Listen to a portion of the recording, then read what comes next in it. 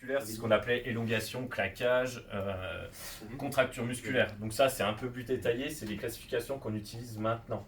Et en gros, ça va détailler un peu plus quelle est l'atteinte du tissu et sa réversibilité. Ça se dit sa réversibilité, cut. Tu plies les genoux, hop, comme ça, les deux, et simplement, tu décolles les fesses. Simplement, ouais, les fesses. Le plus haut possible, le plus haut possible, le plus haut possible. Plus tu vas rapprocher le talon des fesses, tourner. Donc c'est un nom un peu barbare, c'est la quantification du stress mécanique. En gros, c'est le dosage de votre activité physique et de votre entraînement. Et si vous respectez un peu ce schéma-là, logiquement, vous pouvez passer sur la saison à travers la blessure sans problème.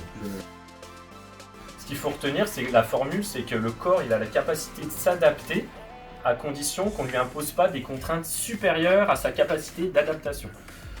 Donc, globalement, si je reste sans faire d'exercice toute la journée, je ne vais pas atteindre ce stress minimum pour créer de l'adaptation et donc de l'amélioration de la qualité et de mes tissus, en gros, musculaires, tendineux, articulaires. Donc si j'oscille tout le temps là-dedans, je fais du canap toute la journée, bon en gros je ne vais pas me blesser, forcément, je risque pas de dépasser la ligne rouge, mais je ne vais pas non plus améliorer mes capacités physiques. Donc en gros l'échauffement c'est vraiment obligatoire, voilà, commencer le petit footing progressif pour faire monter la température du corps, des muscles, des articulations.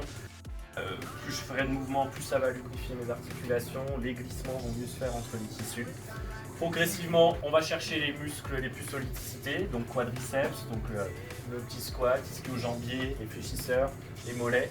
Et ceux qu'on oublie souvent dans le foot, c'est avec les cervicaux. Jeu de tête, donc c'est important quand même d'avoir les cervicales solides. Et ça, tout con, hein, c'est pas la peine de se faire des mouvements de taré, des pressions statiques comme ça, dans tous les sens, pour échauffer un peu les muscles cervicaux.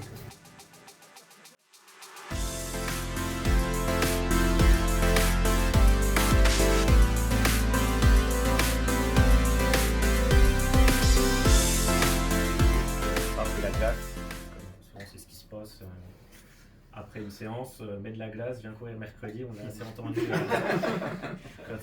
quand on était plus jeune.